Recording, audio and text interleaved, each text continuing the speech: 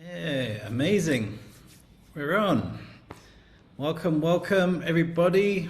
So great to see you.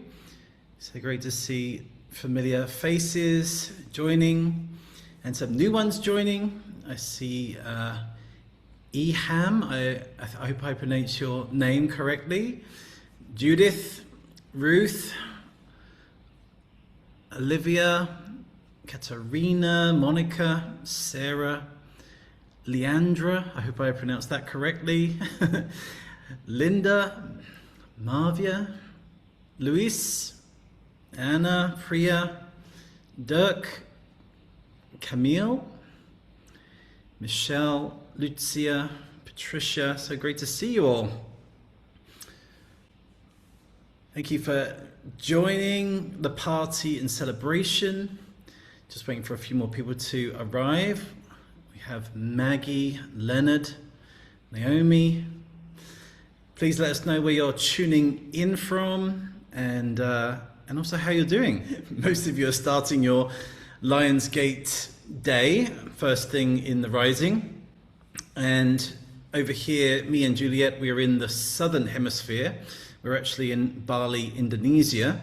So we've already had Lionsgate today, so we are in the future. And all I can say is that it was a pretty epic day. So you've got a lot to look forward to if you're just starting.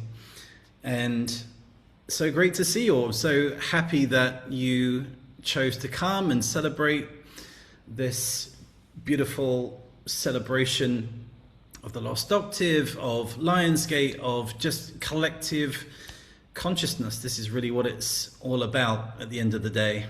And so great to have you all with us on camera.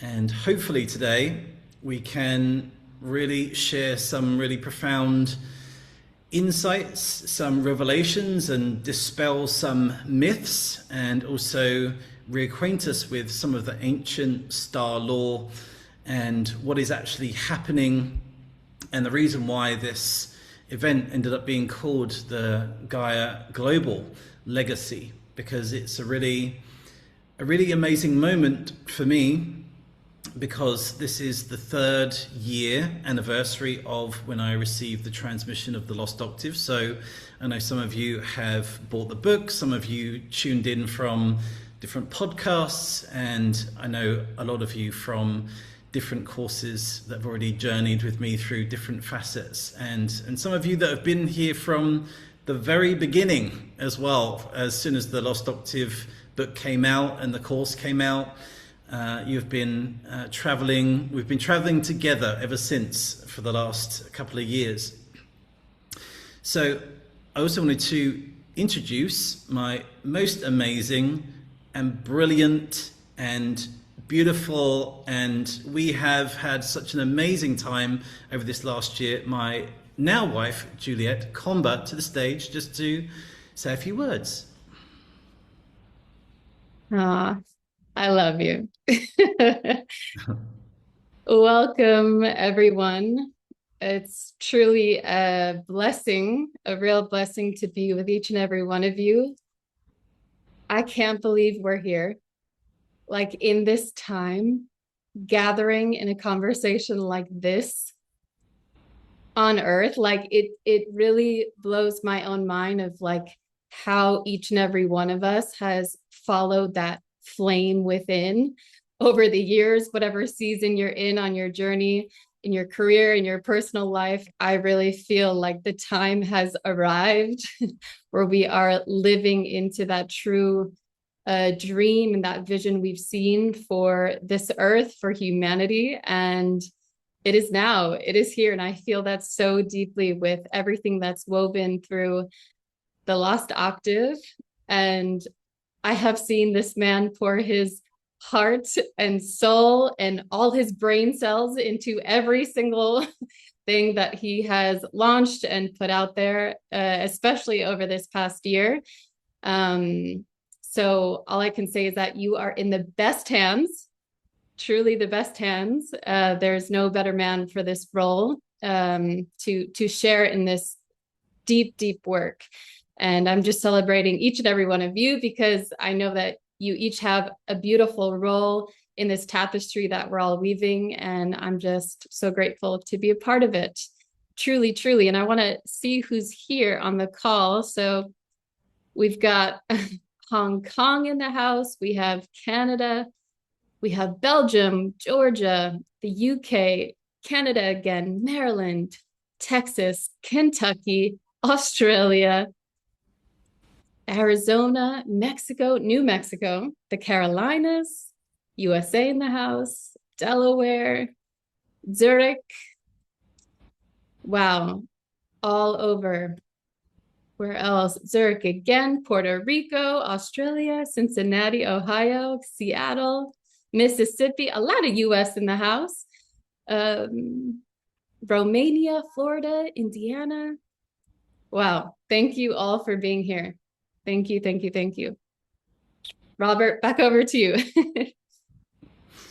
Oh, thanks so much. She's so great.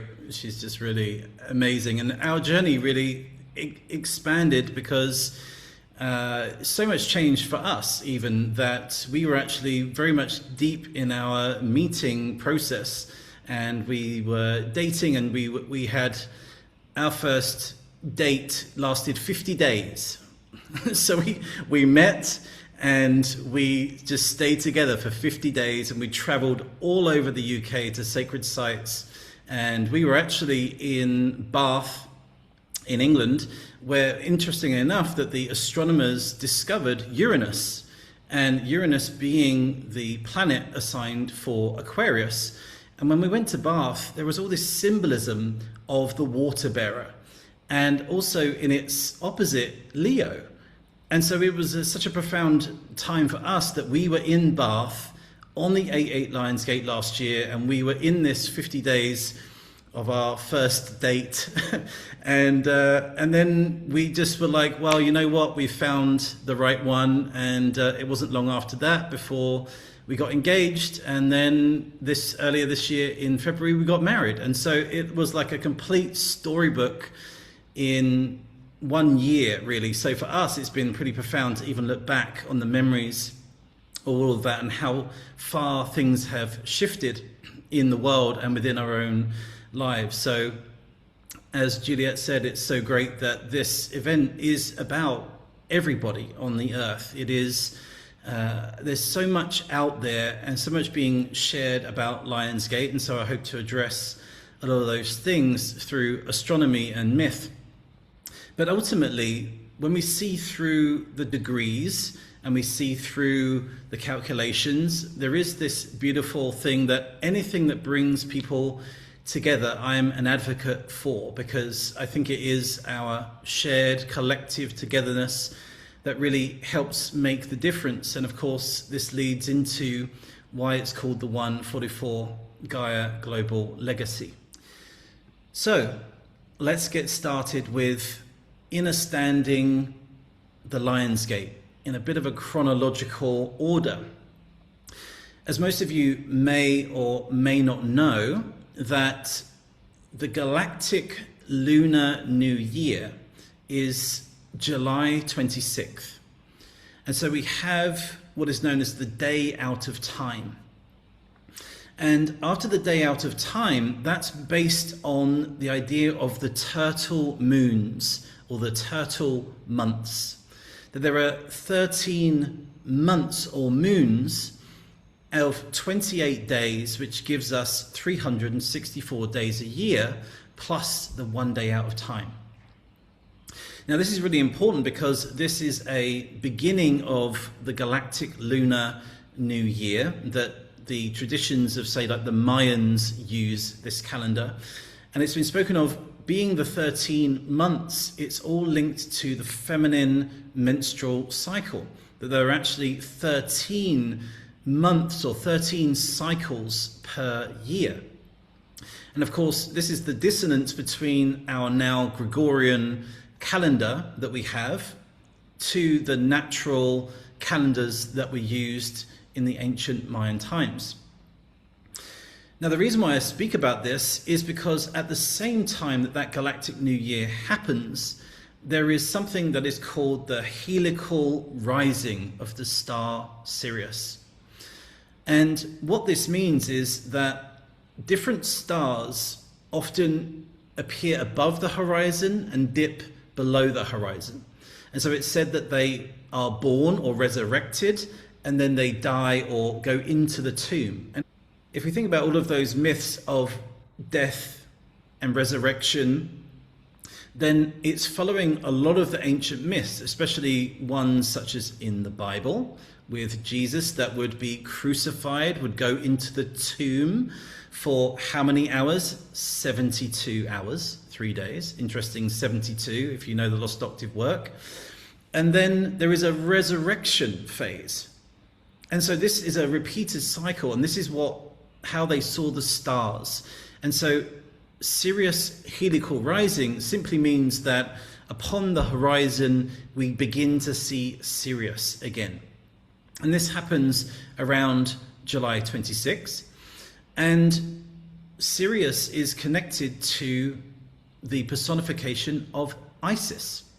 Although Sirius is the dog star or the wolf star, it is also connected to Isis. And of course, who is it that resurrects Osiris but Isis?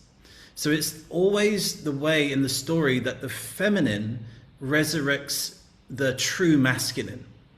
And so often the masculine goes on this heroic journey or preaches a certain ministry and is kind of killed or crucified, or in the case of Osiris, is cut up into 14 parts by 72 henchmen. And then it's the feminine that brings it into union and brings all of those parts together and then resurrects that into the divine masculine for the ultimate union. This is a story that's been repeating itself over and over again for thousands of years. And this is really also in the stars. And so that's why I share in the Lost Octave that every single nursery rhyme, every single myth, every Bible story, every story or film you've ever seen, you can find in the stars. And so this has been the beautiful revelation for me in this work, that I'm like, wow, our stories, our oldest stories, they're not in books of Greek myths. They are live. When you go outside and look at the stars, they are a living library of archetypes. And they've been interpreted in so many different ways. And so that's the beauty of astrology. I always speak about astrology being the dream interpreter. Like Joseph and his Technicolor Dreamcoat, what was he famous for? He was famous for interpreting dreams. And so there are two thoughts. There are the astronomy, which is the science of the stars, and then there's astrology, which is the star lore stories of the stars. Because astronomy really doesn't care about what your zodiac sign means.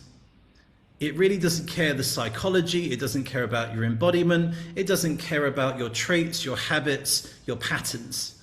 It just wants to measure and see what is the truth and what is accurate to the stars and the movement. And so it's really the science of the stars. And as I've been sharing, that astronomy has been slowly developing under the radar, that billions and trillions of dollars has gone into astronomy. Why? Well, because the richest man on the planet has an idea about going to Mars. And astronomy is now plotting stars and galaxies and billions of planets in far out lands that we are now actually seeing pictures and measurements for, and we have such a profound understanding of the universe.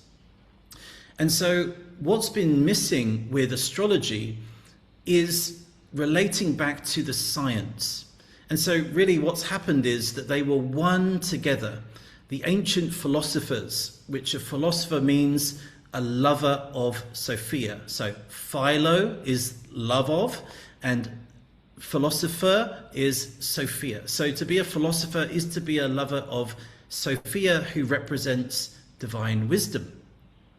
So they were always at one, astronomy and astrology.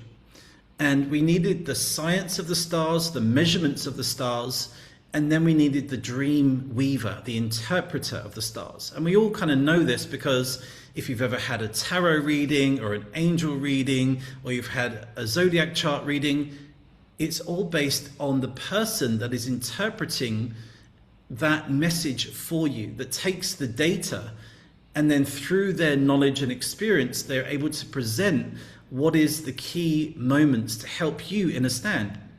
Because to try and understand the whole of astrology, especially if you've never studied it, is a lot, as a lot of you probably know. So this endeavor with the Lost Octave, when it first came in Lionsgate 2023, just to say that I also was in a position where I really didn't know that much about astrology at all. I knew the basic zodiac signs, I knew some basic things, but I really didn't know astrology. And I also didn't know the I Ching. My grandfather was a Tai Chi master, and so taught me about yin and yang since I was a young child. But truly, I didn't know about all of the I Ching.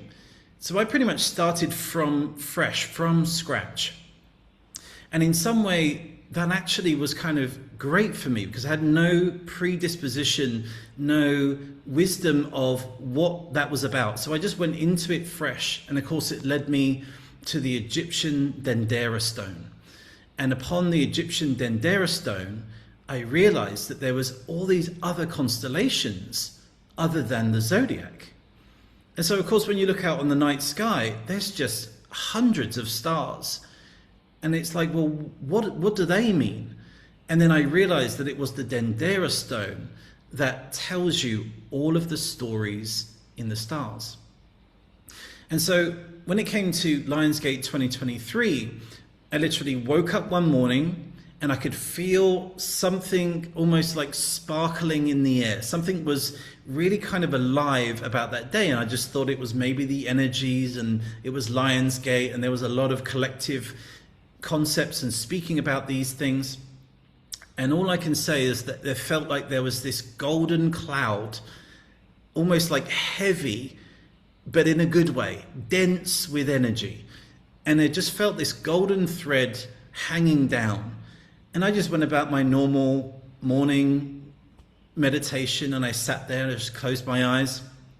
And I just really just don't have anything to think about. I just go into a space of just being.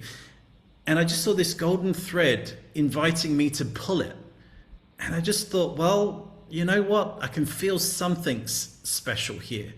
So I just started to pull this string, and it was almost like an unraveling. And as I was doing this, all of a sudden, I had this epiphany to look at a human design wheel. And I thought, this is really bizarre. And I'd heard of human design, but I didn't really know what it was about. So I pulled it up, I looked at this wheel, and I thought to myself, this is interesting. There's 64 hexagrams in the I Ching. I'm like, okay, I get that. And then there's the 12 zodiac signs. Okay, I get that. Why am I looking at this wheel? And then all of a sudden, I started to think about time. That when we think about time, there are 60 minutes in an hour and 60 seconds in a minute.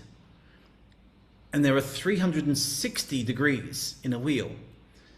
So I'm thinking, well, why is it 64 and not 60? Because that would make sense, right? That there would be 60 in a wheel. So I plotted the 60 from 1 to 60 in a wheel, which left me 4 remaining. So what do? I think, well, I'll put them in the center, and I'll put them in the 4 cardinal directions. And let's see what that looks like. So now I know that the wheel is connected to time.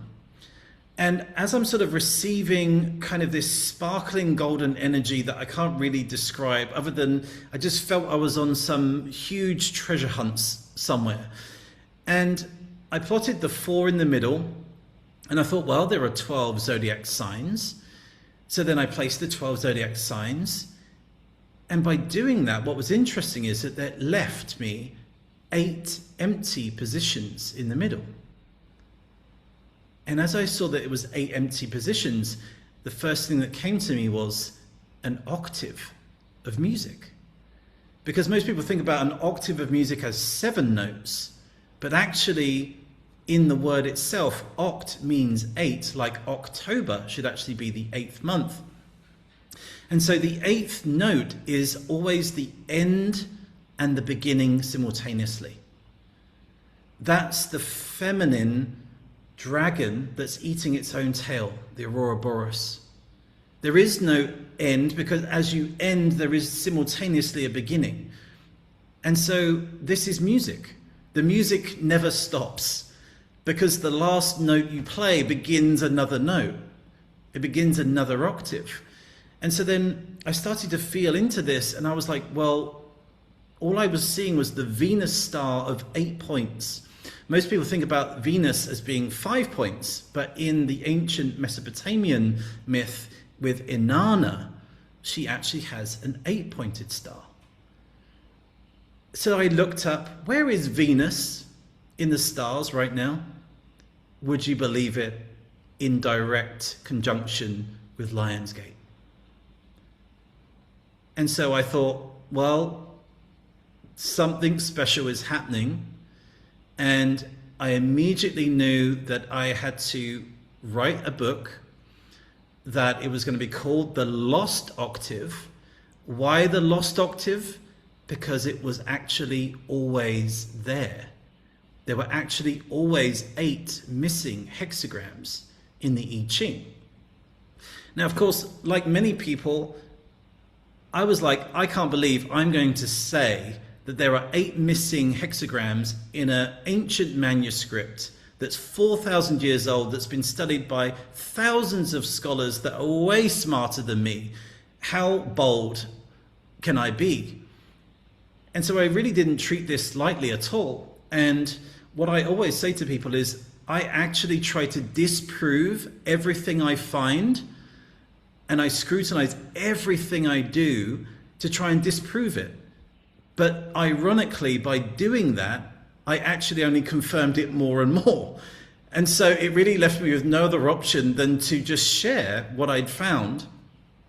And bearing in mind that I never wrote a book before, I was very happy writing sort of a poetic phrase now and again, a poetic paragraph, maybe some nice words, but I really was a one-liner type of guy. Just pack a punch in one line and I'm done. So I thought, how am I going to write a book? And I thought, well, how long does a book have to be? Oh, maybe a few thousand words, maybe 5,000 to 10,000. I thought, okay, this is going to be hard work, but I'll give it a go. And I thought, I don't even know what I'm going to write in this book. And so I literally put my pen to paper, old school, and started writing. And as I started writing, it was just like a flood was coming through my being.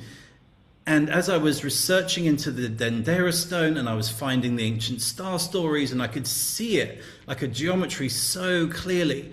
And so for about a week, I was, as soon as I woke up and as soon as I went to bed, I was just in this mode. And it was almost like an unstoppable stream of writing and revelations. And I'm like, no way. Every single story, I'm finding everything. And as I'm writing, I'm like, okay, I'm going to have to quit doing hand to paper because it's just coming through quicker than I can even write. So I thought, well, let's see if I can type. And I'm not somebody who can type. Juliet is amazing at typing. I'm really not somebody who can type. So I'm having to learn astrology, the I Ching, how to type. I'm meant to be writing a book. I've got no idea where this is going. I don't even know if this is true, what I'm doing. All I know is that the feeling is incredible, like as if I'm being wind assisted by spirit somehow. And so I'm just writing and writing, and then before I know it, a month has gone through. I'm figuring out formats for books. I've got no idea how all that's meant to happen. I'm thinking, do I get a publisher? Do I self-publish? Like, I don't even know what this is meant. And I just trusted the guidance. And I remember about 2 months in, or about 3 months into this process, And I was actually writing the Leo aspect. And as I wrote the Leo aspect of the Lost Octave, by the end of the day, I'd written 15,000 words. And if any of you have written before, that's a lot. From somebody who previously had never written before, couldn't type, it just opened. And so I always speak about the Lost Octave. It's not mine, it's the universe's. It's a field that every single being can tap into and tune into. And those of you that have been on the journey with me, you'll know that week in, week out, there seems to be new discoveries, new things happening, new revelations, and it seems to be fitting like a geometry. And so this is when I looked into the DNA and I mapped all of the maternal DNA to the hexagrams, and I started to tune into the mother line. And the mother line opened up a whole new library of all of the ancestral patternings all the way back to first Adam and mitochondrial Eve. And so all of this just grew and grew and grew. And then it was my birthday in March this year. Me and Juliet had just got married and my whole life had completely changed.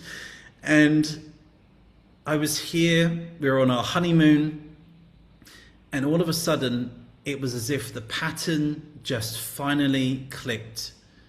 And bearing in mind that every single day, bar none, every single day I have been producing, working, writing, downloading, sharing for the last 3 years. This is not like a few hours on and a few hours off. Juliet can be a testament to this. It is just, it's a love, it's a joy. It is my work and my life. It's not two separate things. It's just a living with the universe. And even when I'm not sort of thinking about things, things just appear. Things like synchronicities, certain miracles, things that are just so unexplainable that all I have to do is just smile, say yes, and just say, I'm here for this. I'm willing to do this. And for some reason, it seems to be that I'm able to understand a lot of the technical information and be able to relay it in a way that can be easily shared and absorbed. And so that's really my intention, is to take the complicated and to gift it in a way that is transparent and open and allows everybody to see it for themselves and directly experience it. I think that's so important for me in my journey, is that we can all be told what things are, but to be led through a portal so that you can experience it for yourself.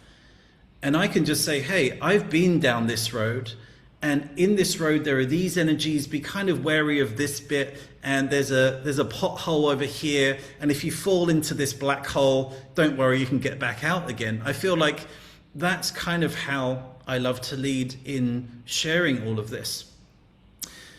And so after my birthday, all of a sudden I found the true Lost Octave. And when I wrote the book, I was basing it upon tropical astrology, because I really didn't know any better at that point. And also the mathematical calculations were based from that. So upon my birthday, it started to click that I realized what were the true hexagrams of the I Ching. Now, speaking about synchronicity, at the same time, within the same week of this happening, the same pattern that I found in the I Ching, they found in DNA, that the DNA code not only moves in one direction, but also moves in the other direction.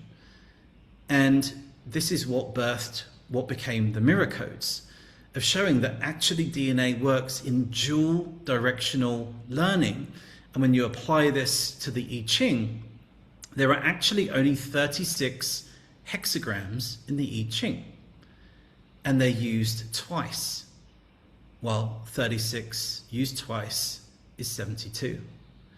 And so it finally landed. And I couldn't believe it that in the same week, DNA, it broke the central dogma of DNA in the same week. And so I'm thinking, there is a synchronicity here between what is being revealed, the collective consciousness, and what is the evolution of all of this. So that's really a part of the background story of the Lost Octave and how it really organically happened. And I share this because perhaps you've experienced something similar, or you have these inklings of, should I follow these threads, or do I trust this intuition? And so, if anything, I would say that you're probably way more capable of doing things that you never thought you could than you realize. Because I really didn't expect that this book ended up being sold as a #1 bestseller in 10 countries around the world. And ultimately, this book was about Venus, the divine feminine, and bringing the stories of the stars back to our collective. So to see that as a leading book speaking about love and wisdom and union was really such a beautiful thing for me to realize that people are really wanting to know this. They're ready to also be stewards of this and understand this ancient science, because astrology really is our oldest science. Every single tradition and culture around the world has looked to the stars and the planets for guidance, bar none. And it used to be something that we revered, that we lived with and lived by. And of course, we're now starting to gain that wisdom back with understanding the moon, understanding the sun, understanding the movement of the planets and the stars and how they affect our consciousness and the earth. So as we move full circle back to Lionsgate, this heliacal rising of Sirius, Isis, was the blessing that the Nile was about to be flooded in ancient Egypt. And of course, you can imagine how hot it is in Egypt. So when there's rain, that means there's going to be beautiful agriculture. And astrology was such a gift for agriculture. That's really how we knew what was going to be abundant and famine and hardship, or whether we were going to have so much and overflowing with our corn and our wine and our bread. And so it's so important to be in touch with nature and these cycles again, because these cycles and nature is our body. Our body is not separate from nature and these cycles. We are one with it. And so there is this reclamation of realizing that, and realizing that we are part of Gaia's movement through the planets, through the stars, through the universe, and that everything in the universe has a connection to us also. So as we think about this, there are certain things in astrology that are happening in this timeline. So July 26th, Galactic Lunar New Year, the heliacal rising, and then we have August the 1st. Now in the ancient world, especially in the Celtic world, this is known as the celebration of Lunasa. And Lu means light. Lu was a Celtic god. And if you actually look at the images of the Celtic god Lu, he is holding a spear up in the air, and he looks exactly like Orion. Now, really interesting. And so this 1st of August is actually a calendar month, a calendar date to signify this movement. There are 8 solar festivals a year. We have the solstices and the equinoxes. That's one cross. And then we have what's called the quarter cross, which means it's the middle place between the equinoxes and the solstices. So if you can imagine the normal cross, the vertical and horizontal, and then you have an X on top of that. And so these cross-quarter festivals are the celebrations that we know as Beltane, as Lunasa, as Samhain, and Imbolc. And these are the 8 solar festivals. So Lunasa is a calendar date, a bit like Lionsgate being on 8/8. Lunasa being on the 1st of August is a calendar date celebration. However, the true 45 degree is actually August the 7th. Very interesting that that's pretty much on Lionsgate. So there's a lot of talk at the moment of, is Lionsgate true? Is it some zeitgeist? Is it just a calendar thing? And I've heard of it being spoken of as some psyop and everything else. And truly, there is so much astronomical support to realize that Lionsgate is a window of time. And so we get to celebrate it on the 8/8, because even if the calendar is a man-made creation, we still live by those creational laws of number, and number has consciousness. And as we know, the number 8 is so profound in terms of octave, in terms of Venus star. And when you lay the 8 on its side, it becomes the infinity sign. All of this is in the collective that we get to play with. And so really the idea of 8/8 Lionsgate, it is so valid because on the 7th of August is the official cross-quarter date. So that would be the true solar celebration, which is only a day before. And then when we think about the Lionsgate itself, then when we look at true constellational astrology, which I'll be sharing about, we are technically under the constellation of Cancer right now. We're in the final part of Cancer. That is the truth of the sky. And so on the 10th of August, we actually enter the first day of Leo. And so there's a slight difference in here, but remembering that Lionsgate is a window of time. And so then what is the true Lionsgate if you wanted to be astronomically aligned? Well, it would be technically when the sun moves into conjunction, i.e. against the heart of the lion Regulus. And so this happens on August the 22nd. So Lionsgate isn't just one day, as you know, it is a window of time. And we get to celebrate that because there is a cross-quarter festival. There is also going to be a solar eclipse on the 12th. And the reason why Lionsgate occurs, or happens to be called this, is because Regulus, which essentially means king, as in reg means king.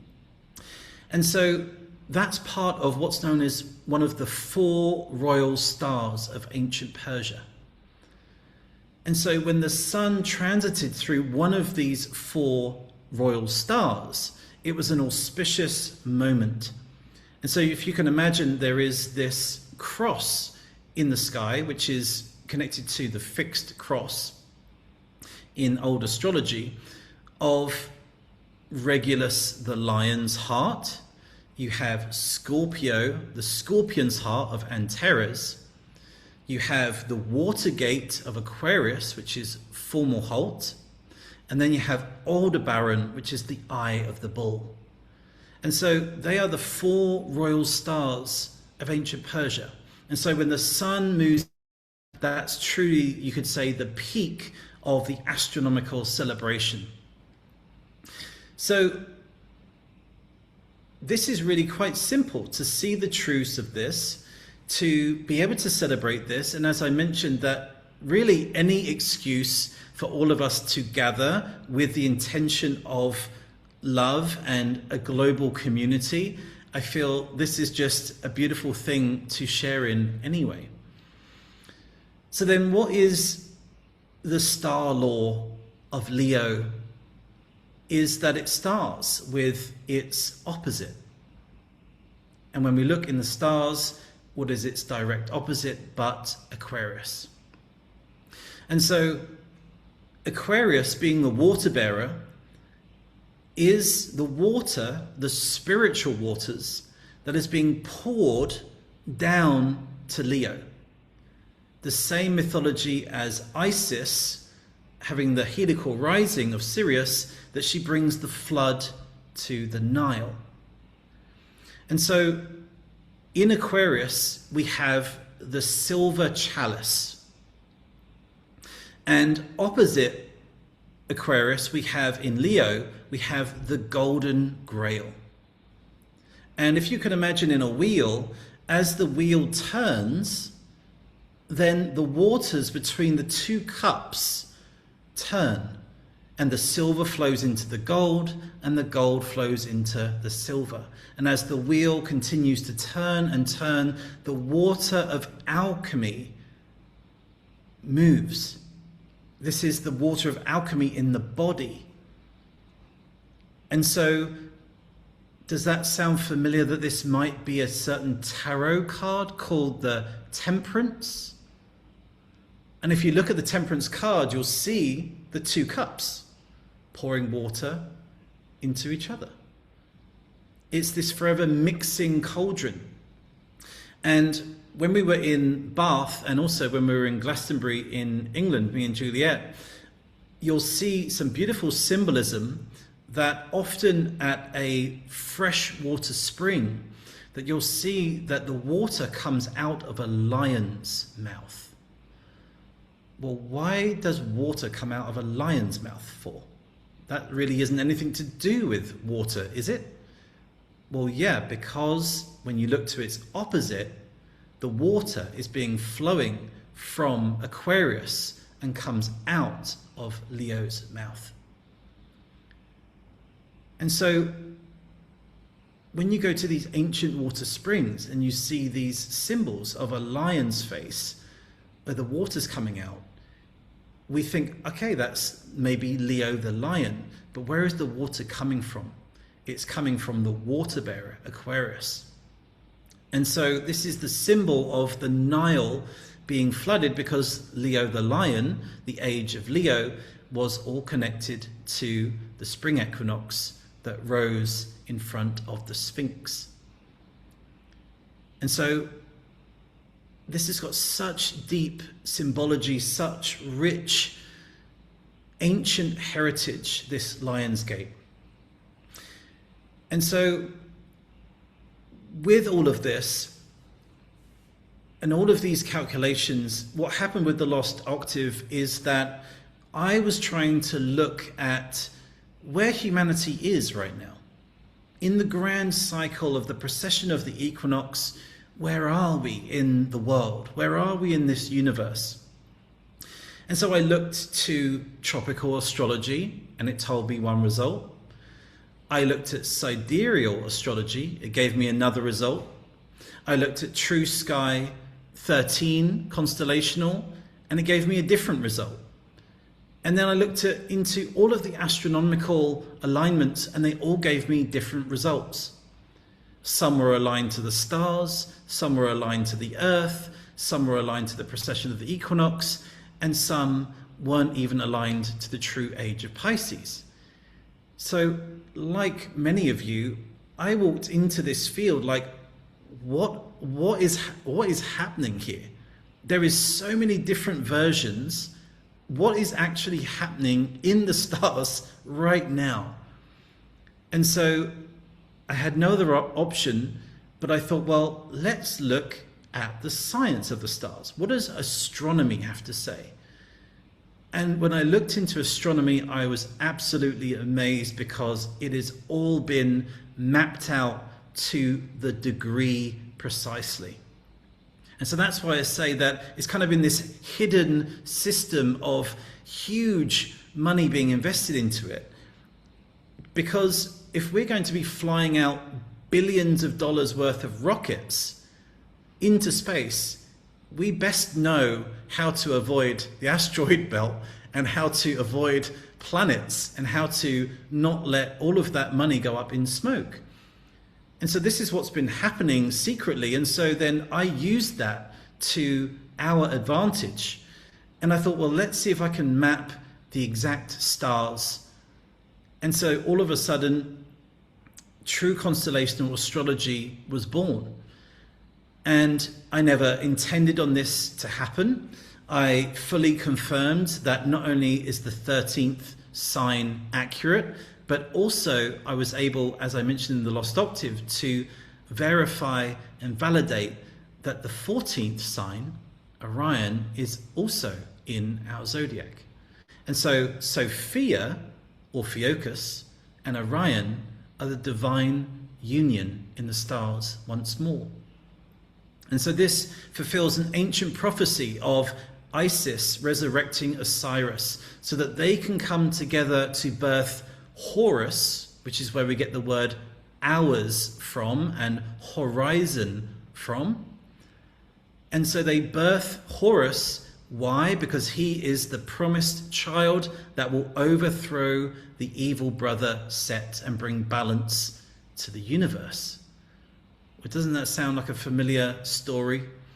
This idea that this promised child to be born, that is like the sun of the world, the sun of the universe, is born to bring balance back to the world. And so this has happened over and over and over again in all of these ancient myths. And so now this is applied to astrology with all of the exact science and degrees that we can see for ourselves. So that being said, when I looked into the hexagrams and into the previous systems that have been using the hexagrams, and of course they've been using a 64 wheel, whereas the Lost Octave is a 72 wheel.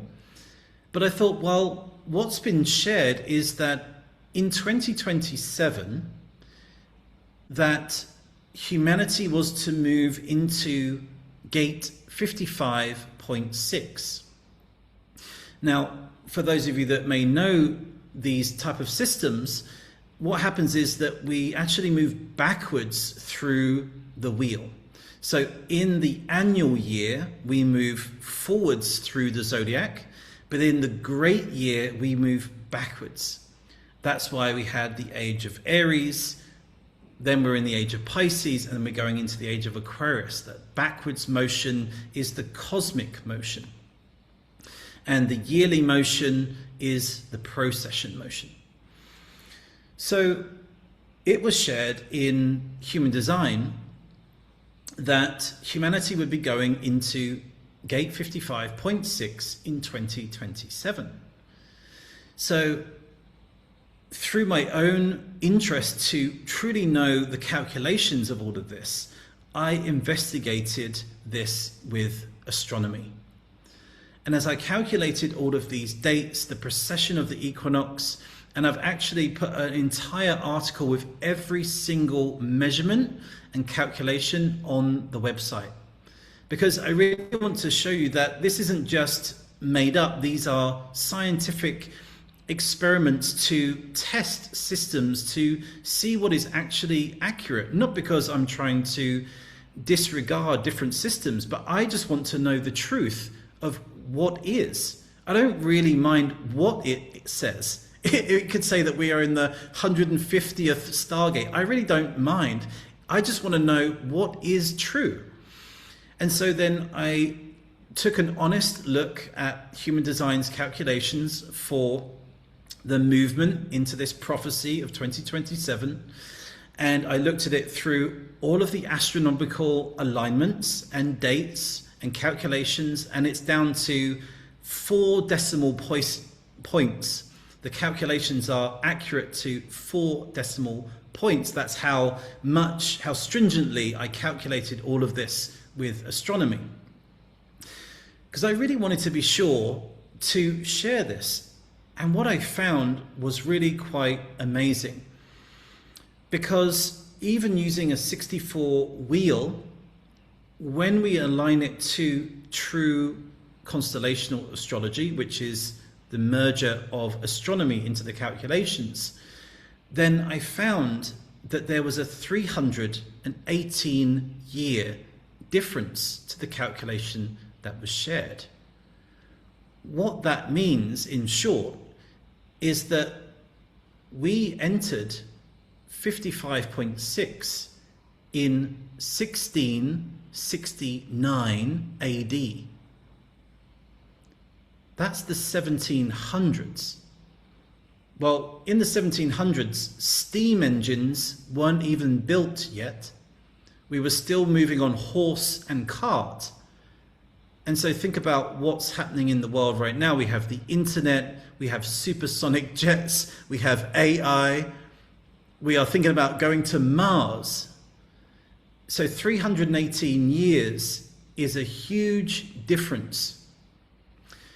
And so when we speak about this prophecy of 2027, I can really show you in all of these calculations that it's actually aligned to the year 1700.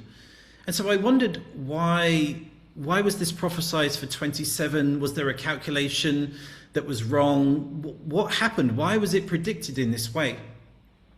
And to be honest with you, there really isn't anything that I can find astronomically as to the reason why. And like many systems and many different things, that someone like Ra I highly respect as kind of like an engineer, kind of like a mechanic.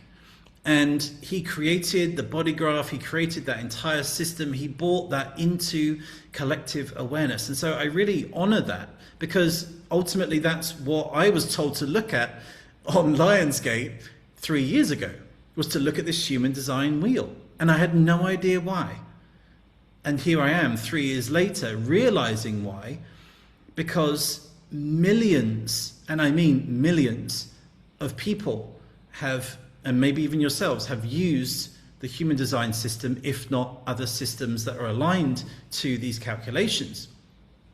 And so this is no witch hunt as to try to incriminate anything else about these systems. But when we're speaking about what is true to the stars, what hexagram are we actually going into, I actually feel that this was a huge responsibility when I could see the truth of this, to actually share this into the zeitgeist, because it's open for everybody to see. You can do all of the calculations yourself. I always say, don't trust what I'm saying, have a look at it all and do it all, and you'll come to the same conclusion. From that, it's down to each and every one to decide what they want to do with that information. My role is really just to do the calculations and show you and say, well, I am aligning all of the Lost Octave to the true stars, because it is about the star stories.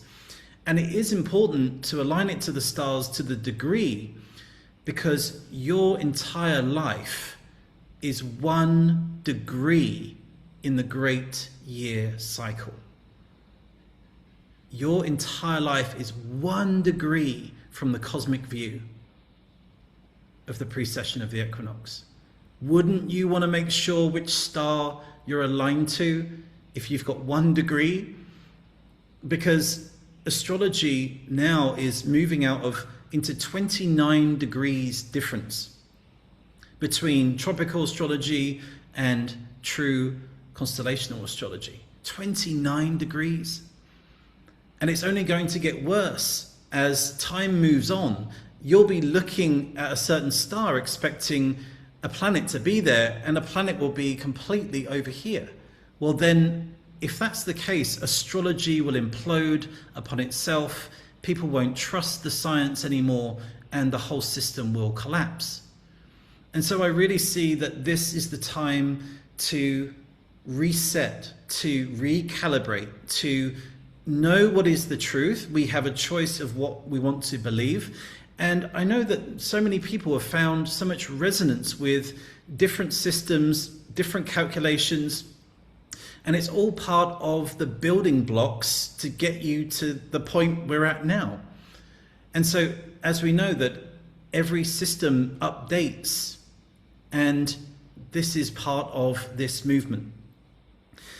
So when I saw that in the 1700s is when 55.6 would be entered, that means that we're not beginning the hexagram 55, but we're actually we're finishing it. And we're actually moving into, in the 72 wheel, we are in hexagram 30.3. And so in order to show all of this, to present all of this, what had to happen was there needed to be two wheels. There needed to be an Earth map wheel and a star map wheel. Because if you can imagine that two wheels are turning in counter-clockwise directions. So they're turning in counter-rotating fields because one is going in precession and one is going in procession. And who is the middle ground? Where does heaven and earth connect but through you, through humanity? And so we are that middle way. Between yin and yang, we are the middle way. We are the Tao. We are walking the Tao of Dharma on the earth. And so finally, we have the synchronization of the earthly seasons with the precession of the equinox. And so there are two wheels. There are 72 stargates of Earth and 72 stargates of the stars. And so this now brings us to why it's called the 144 Gaia Global Legacy. Because finally, for the first time, we have the exact calculations for the stars that links heaven and earth as one. By doing that, something miraculous happened where I've been looking to create a calculator. People that have been through the Lost Octave from the very beginning were doing it so beautifully with me. We were doing it so manually of like this calculation and this thing and this gate. And I so thank everybody who's been on this and been so patient with this evolution, because as it's being revealed to me, I'm revealing it to all of you. And so we are all part of this movement. Even just being here, there is something that's called you here that is part of a movement of a recalibration to this unification process. And so I thought, well, I'm sharing and teaching about the codes of creation, the codes of the universe, the stars and the binary code. And I'm thinking, well, maybe I could try and apply this to the technology, because ultimately the zeros and ones, the yin and the yangs of the universe is no different to the zeros and ones in our browsers. And so I thought I would just give this code a try. And as I gave this code a try, something miraculous happened. And almost, I can't remember how many days it was. I think it was maybe in about 2 days, I think, a third dimensional star map of your birth chart appeared. And don't ask me how it happened. I just was in it, and all of a sudden it just created itself. And I could not believe that we are able now for the first time to see our own birth chart as if we are in this three-dimensional view. And I don't know about you, but I used to love looking at the astrology in that two-dimensional view. You can really use some beautiful things, but to bring it into 3D, it's like, wow, we get to navigate and see the star constellations and see the connections of where it all is. It really felt like my inner world manifested into the outer world. And it became this beautiful tool that we are now able to use. And so that's really how that began. And then I wondered, could I do something that I thought was absolutely crazy? Could I create a planetarium. Because when I was a child, I think I was about 8 or 10, I can't remember the exact age, my grandmother took me to the London Planetarium. And I'm sure if you've ever been to one, it was something that lived with me even to this day. I can remember it so vividly that I went there. And of course, my love for the stars, taking me to a planetarium, was a big tick. And so I went there, and it was a 3-dimensional star journey through the planets and the stars, and it was all coming at me, and I felt like I was in a spaceship, and I was like, wow. I felt like I'd learned millions of years of information in a single moment. And so I was like, well, let's see if I can push the boundary of what's possible and see if we can create the first ever planetarium that we're able to see our own birth charts in. How cool would that be that we get to fly around our own birth charts and see the stars and the planets and the positions of where they are? And the good news is it happened. And we are now able to not only see our birth chart, but we are able to fly backwards in time and forwards in time. And so we are now time travelers, where we can see the dates of the past and the exact astronomical alignments, and the dates of the future and their exact astrological alignments, exact to 0.1 of a degree accuracy. I mean, this is really tremendous as to what is happening with technology. That yes, there are many things that we need to be careful of about the boom of technology, but also when technology is placed in the hands of people that really have great intentions, wow, we get to create some amazing things. And so we're going to celebrate the 3rd year anniversary of the Lost Octave and this Lionsgate with this exploration through the first planetarium. And so when we come back from the break, we'll have a 5-minute break. We'll come back, and then we will fly through the universe together. And I can't wait to show you this, and it's going to be super exciting. I'm so happy to bring this to you all, that what you're seeing is we're starting in the 2nd dimension, the 2D version, because there is some benefit to looking at all of this in this flat plane, so I can explain how we actually use this system and work with this. And what you'll see is there are 2 rings of numbers of the hexagrams. Now, this interior ring here is the Earth map of procession, and the outer ring is the precession, the star map. And so you wouldn't believe that it really, I almost gave up on this so many times. Juliet will tell you, endless days of calculations. And there's so much to this when it comes to the mathematics of really truly aligning all of the stargates to the actual precession of the equinox and the timings and the solar velocity. And I learned so much in such a short period of time. It truly is quite miraculous even for me to see where we've got to in this part. And so I want to give you a demonstration to see how all of this works. And what you're seeing in the center is actually the star constellations in their areas. And this is different to tropical astrology. This is actually the astronomical boundaries of the stars. So this is the science of the stars in its boundary form. And of course, you'll see the zodiac here, and the Earth map, and then the star map.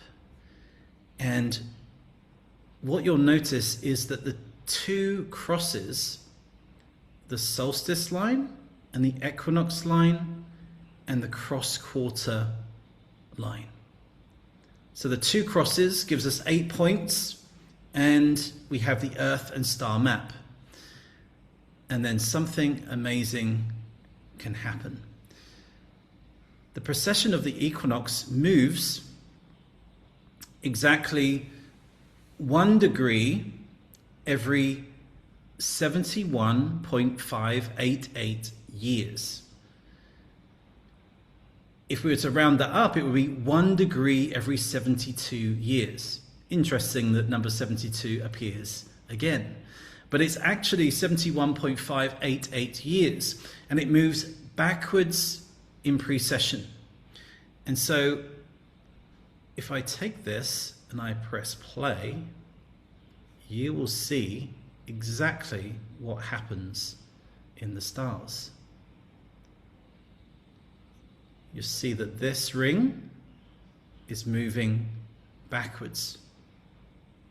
And you see the stars are turning and the zodiac is turning at the same time. And so what you're seeing here is the actual movement of what is happening in the stars with the stargates. That is what allows us to find what is actually happening on what date at the spring equinox and which stargate we are actually in. And so as I move down here, you'll see that the calculations are flowing here, the numbers, as we move back.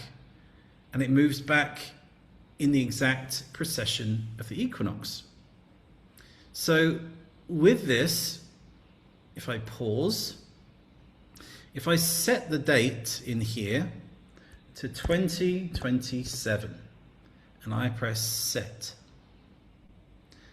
you will notice when you look here, this number is 30.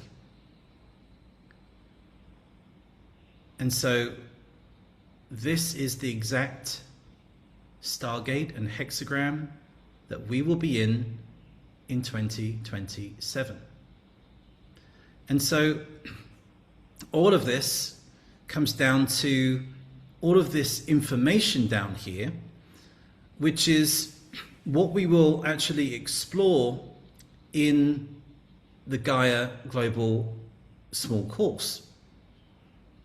Because there are various gates, there are various attributes to those gates, and there are various calculations to those dates.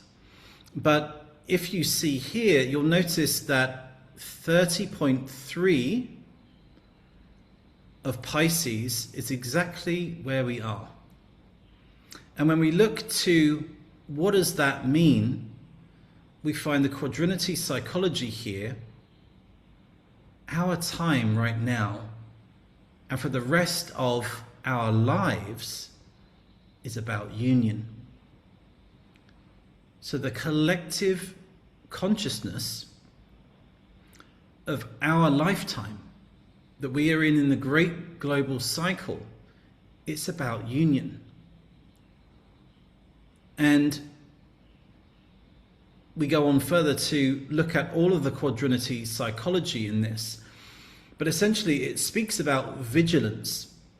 And I really love the word vigilance to kind of bring it back into fashion, because often it's seen as kind of a very aggressive thing. But actually vigilance is like heightened discernment. It really is to almost run experiments and really see if what you're feeling, what you're sensing is true. And a bit like the Lost Octave for me, that I was receiving this information, but I really didn't know if it was true. I just had to follow. But I investigated my own findings to try and disprove it, to fully confirm within my being that it was true. And this is how we transform temptation. And there are many forms of temptation. Temptation is really in this, it's about the invitations that are out there. What is getting our attention? What do we place our effort into, our time into? What do we get distracted by? What should we really be doing that we know we should be doing but don't do because we're tempted by something else that's either an easier path or we think it's a quicker path? So because of union, it allows us to view with vigilance what are the temptations of life. And temptation in this regard isn't about sinning or anything biblical like that. This is truly about the attention that we give to things. And whether are we following our true path? Because ultimately, if we want union, we have to be vigilant, because ultimately it's about the embodiment of unison. And what does unison mean? Unison is the octave of music. It's about embodying the music of your soul. It's about being in rhythm, in tune with your being, in tune with the collective music, the music of the spheres. And just a note on that the music of the spheres, have a guess, that the octave number that multiplies up as the octave of the universe is 72. 72 stargates, you double that, and an octave means to double. So you double 72, you get 144, which happens to be the exact amount of petals, by the way, on the entire chakra system. Just a bit of fun information for you. Every single petal in the entire chakra system up to the third eye is 144. And then you have the 1,000-petal lotus on the crown, 144,000. I'm sure that's written in a very auspicious book of Revelation. And so when you double 144, you get 216. 216 is the diameter of the moon. Well, that's interesting. Well, then you double that again, you get 432, which is the natural tuning of Mother Earth. Wow, that's pretty phenomenal. And then you double that again and you get 864, which happens to be the diameter of the sun. So hold on a minute, so you have 72, 144, the moon, the earth, and the sun, all to one harmonic octave, the lost octave.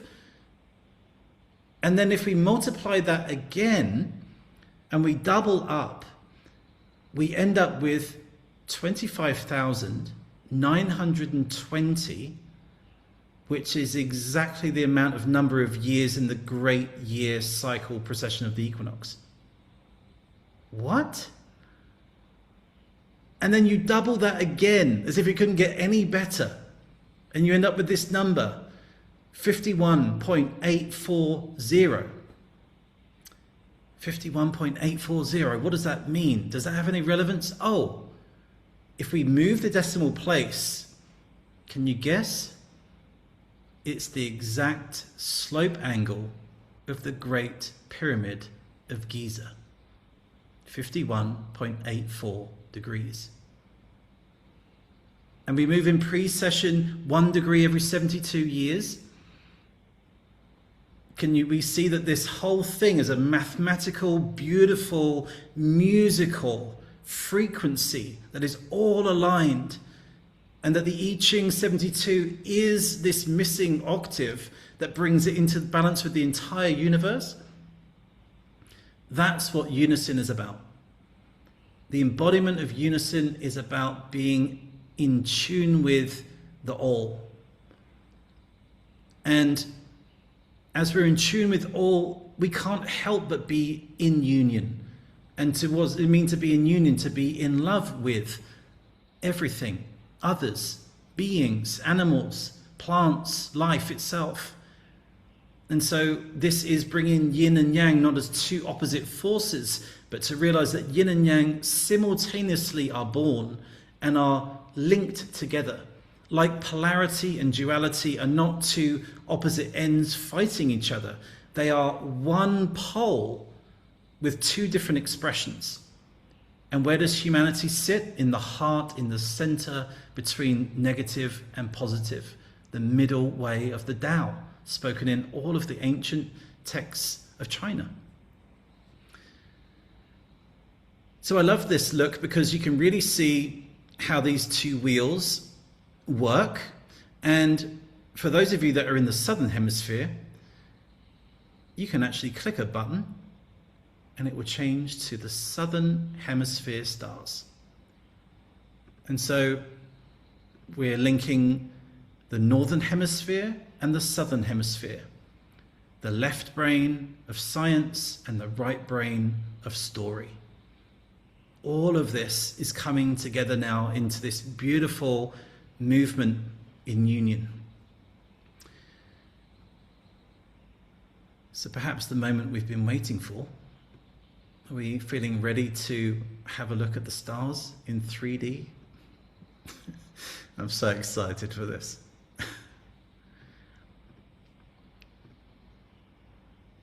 Welcome to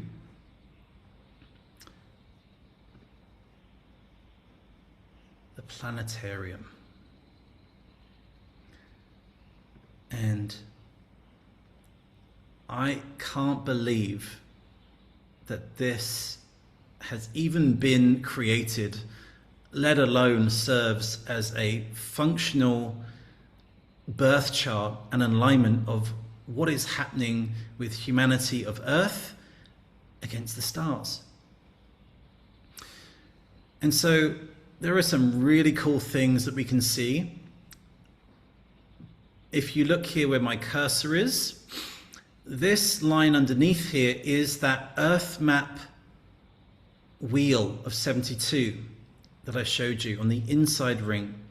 And above this is the star map, the other 72. And so the two rings together, 72 and 72, gives us this 144. We need this because this star map ring moves in precession backwards as this Earth ring moves in procession forwards. And so these two rings, heaven and earth, work together in one beautiful ticking clock of the octave.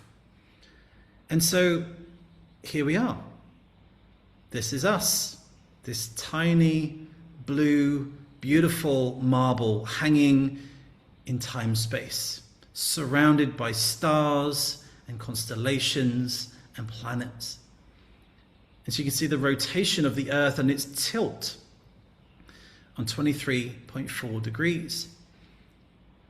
And so even just looking around this, you're starting to see the size of the star constellations compared to Earth. And of course, these stars are light years away, some of them. And so it's really quite amazing to see it, that we can project this onto this map.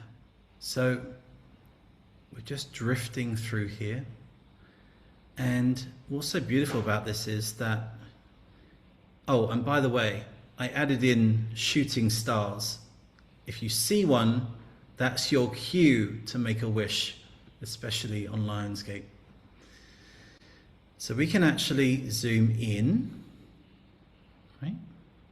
And we can see the two different gates. And you can see that right here is where humanity is. This is the very edge of Pisces. And you can see right here, we're at the 30.3 in 2026 AD. It's right here. And so you can see very clearly the star constellations, and you can see when we will be in the age of Aquarius, and it's all calculated by degrees and years. And so it's really great that we can zoom in and we can zoom out. And as we zoom out, you start to see the grander picture of all of this beautiful musical ballet, as if the stars are twinkling to a music that we can't hear yet. And so we can actually move the entire process with our cursor. And so we can actually look up and around, and we can see the entirety of every single star constellation, all 88 star constellations, to the exact degrees and alignments to where we are. And there is Earth. And you'll notice this faint light coming through. Anybody got any idea what that might be?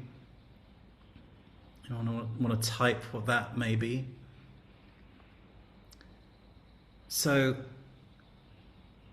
how beautiful is it that we get to be passengers now through this process? And so this was able to be created. As I say, don't ask me how. I really feel like it was just divine providence that just worked through the miraculous somehow. And we end up with this beautiful instrument that we're able to use. So as we move down here, we can actually set this to any year we want. So if we set it to 2027 and press set, it will align all of the stars to exactly where 2027 is.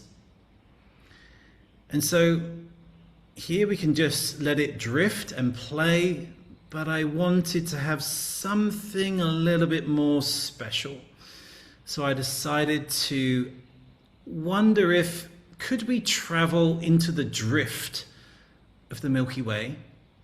Could we travel in this beautiful ocean of milk through our entire galaxy? And so I built in the Milky Way button. Before we get to that, I'll just show you something really great that we can look from the Earth view. And so this is us standing on Earth, and we're actually looking right here on the horizon at the spring equinox of 2027. So if you were to look, you would see that it's in the stars of Pisces, and if you looked straight above, you'd see we're in this Pegasus is upside down here, which is what is in the stars. And if we follow it all the way up, we get to Cygnus the Swan, and you can see how all of these stars are so connected and together. And so you're actually viewing it as if you are on Earth. This is our view. So we have the Earth view. We also have the North Pole view. If we were to look straight up at the stars, you would see the dragon Draco and the little bear. And what is the pole star but right here? Polaris. That is the pole star that we are aligned to in our lifetime. And so this is how you can look straight up. You can also look straight down.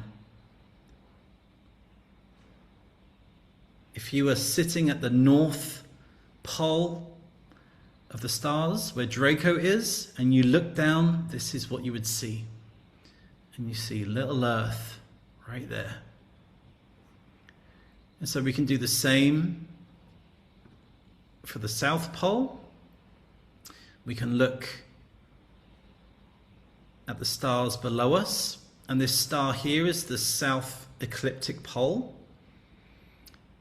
And for all of those that really don't know about the Southern Hemisphere stars, this is so great to get yourself familiarized into what these stars look like and the constellations. And again, we can actually look from the South Pole, looking up at the entire dome around us.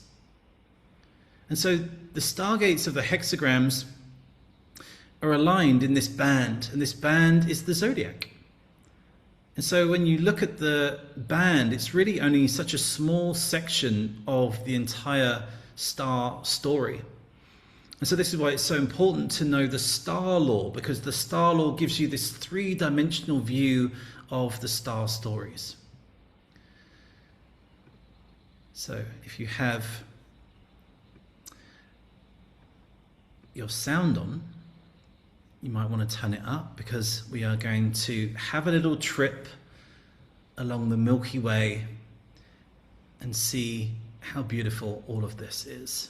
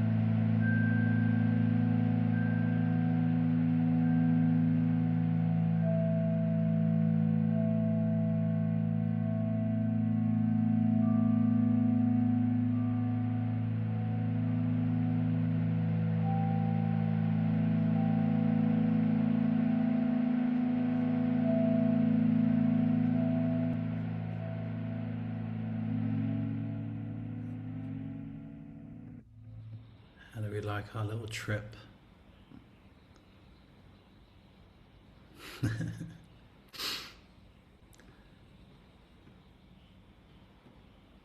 This is really exciting because there's something else that we can do with all of this, is that we can actually place our own birth chart into this program. And when you do this, what happens is that it actually colors all of the constellational degrees that you're connected to. So you'll see your own star law, as well as your hexagrams, and then you'll also see the constellation and its area that it's connected to. So you can really start to hone in on how your stars are in the living sky. And of course, today we are right on the edge here, as you'll see the sun right here. And if you click on that, you'll see the information that comes up. And that's how you can know exactly where we are, that we're on the right end of Cancer and about to enter into Leo. And so you can see all of the planets and the stars, and you can see your birth chart aligned to all of this. You'll see that these markers on the band will show you all of your calculations of what you're connected to. So if I click on this, it will come up and it will tell you exactly what it is. It will tell you all of the information, and it will tell you the degrees and constellation as well. And so we get to have this beautiful interactive 3D planetarium to start to view our birth chart as a living, breathing experience. And this is so exciting because we can go back in time and forwards in time. I've even placed in some of this things like the historical events as well. So we can look up certain historical events, we can go back in time. If we wanted to see when Leo was aligned to the Sphinx at the age of Leo, then we can actually type that date in and go back in time. If I press this play button here, it will actually move in the precession of the equinox time. You'll see the numbers that are moving here. And this is actually moving right now. This is 22,000 BC. So this is exactly where the stars and the planets would be 22 or 24,000 years ago. And so it's really amazing to see that we can be time travelers with this. And you can load up every aspect of your chart. You can load up the Earth and the star maps. You can upload the inner Earth and inner star maps. And all of this is enabling you to click on each part and truly find what your birth chart has to say in the stars, and what the stars actually were at the time of your birth, and what they actually are at any date in time. And so this is really a beautiful moment for us to, if we could have this tool to take us back to the moment of our birth, to actually see what is truly there. And with true constellational astrology and these new findings, you'll notice that you're more than likely will be a zodiac sign back in all of your calculations. And so it feels like we're moving signs and that we are having a recalibration, but truly that's what always was actually there. And so for myself, I was always believing that I was a Pisces, and through true constellational astrology, I realized that I was right on the cusp, that I'm just inside the Aquarius boundary. And it made so much more sense to me, as so did my earth sign being Leo, whereas I thought it was Virgo before. And it makes so much sense to me. My love of big cats, my love of flying, being in the air, my love of speed, the Grail path, to be a cup bearer, to uphold the lineage of the Grail is all connected to the lion, the golden chalice or the golden Grail, and Aquarius, the silver chalice. So when you start to see it in this way and work with it in this way, it truly is an amazing thing. And so we do have a couple of extra things in here, but as we shared, that the rendering on different computers will actually make it be a little bit jerky and perhaps not quite there. But there is actually a button down here just because I really wanted us to have some fun. There's a button called Starship Mode, and you can actually fly around this as if you are on a starship. And so I would play it here, but we tested it out, and it's really it's so beautiful on this computer, but as it comes over the internet, it will be a little bit shaky. But we'll actually put the Starship Mode in the video on the replay, so you'll be able to actually experience it in the way in which it really truly moves. So this is so beautiful that we have all of this tool to use. We can actually see the transitions of all of the stargates, and it's like a huge clock that it goes through every single stargate and all of its psychology, all of the degrees, the zodiac. And so we can learn so much from just moving through all of this.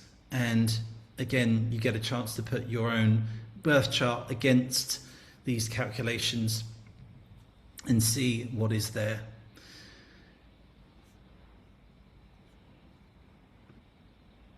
There is a final layer to this, which is where it says solar system. And this has all of the dances of the planets. Now, if you've never seen the dance of the planets before, you may have heard about Venus creating a rose in its connection to Earth, the Venus rose. And if you were to create strings between different planets, they create beautiful geometries. And so we can actually look at these, and we can connect the 72 wheel, and we can connect our own birth chart if we wish. We can also tilt and see the alignments of this. And so if we wanted to see, right now it is on the Venus Earth rose, but we can also click on any of the dances, the Mars and Venus, and then you'll see it actually making the patterns, and we can actually move around this, and we can actually see the geometry of the patterns.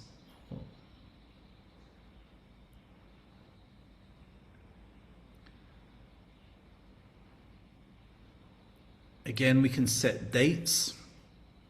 We can increase the speed to see the patterns between the planets.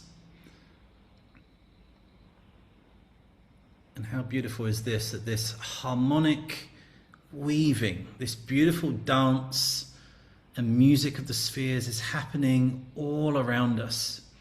And you'll actually see the Venus five-pointed star, there you go, being formed in the center. That is the Venus rose.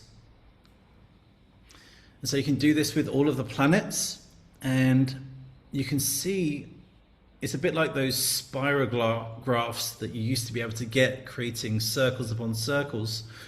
But this is life. This is actually real. This is actually happening in the stars above us. And so we have this view to see all of the planets that we can switch on and off. And we can see it from the sun's view, and we can see it from the Earth's view. So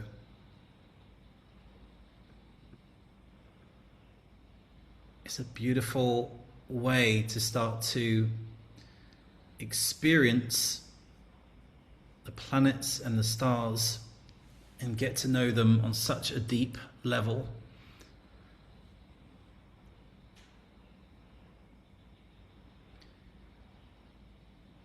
So this is the first ever time that I'm sharing all of this, and this is really the future of where we're going of understanding our birth charts, the 72 stargates, the planetary movements, and our true, real experience of connection to what is up there and how it links to what is down here. So this tool is almost complete. It's still in its development stage, and I will actually be putting out as part of the Lost Octave really a blessing back into the collective, that I'll be sharing a version of the Planetarium so people can actually move around and see this planetarium.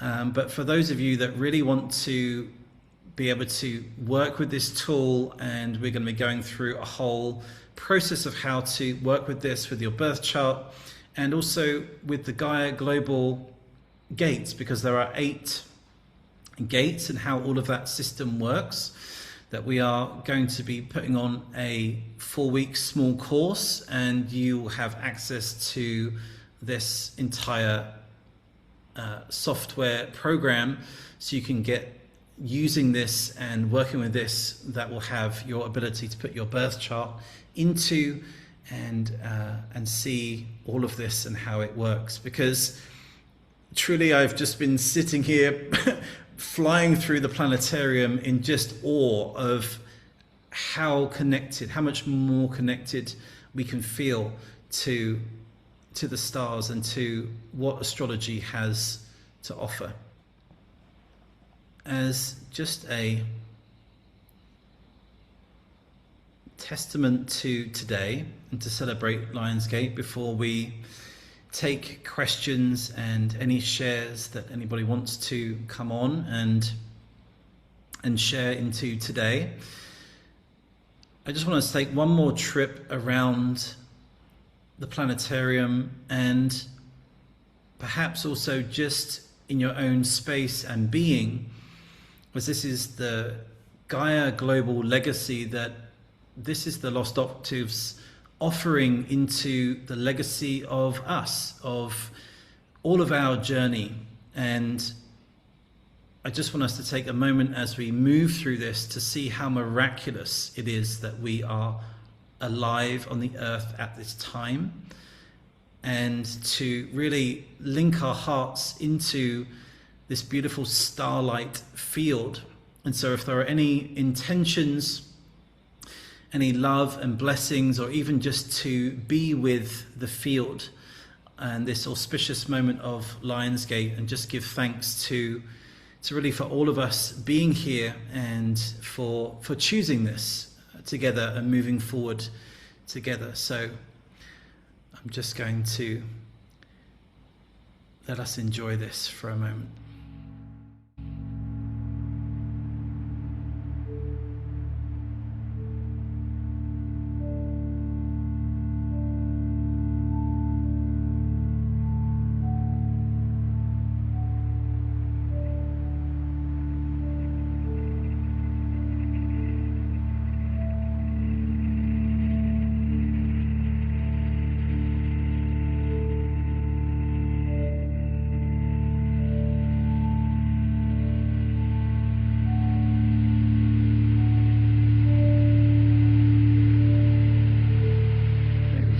Your hearts and just feel us all connecting and sending love and blessings through the stars around the world and out there into the great beyond.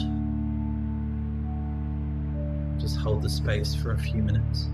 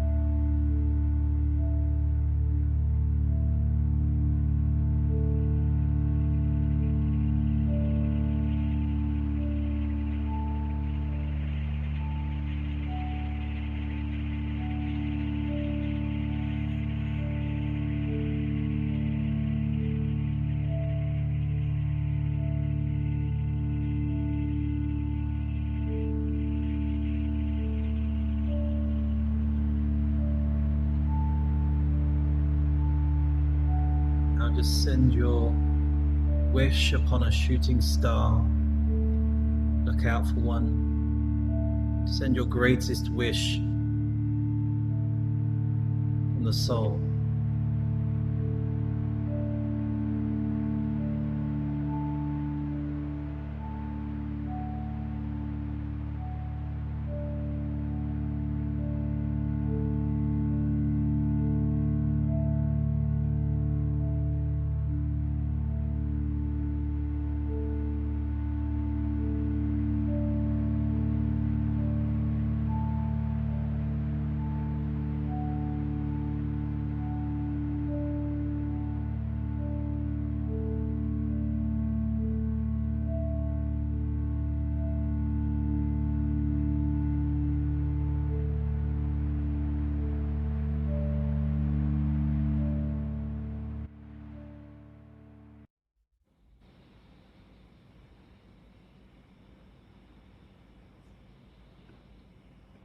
Wow.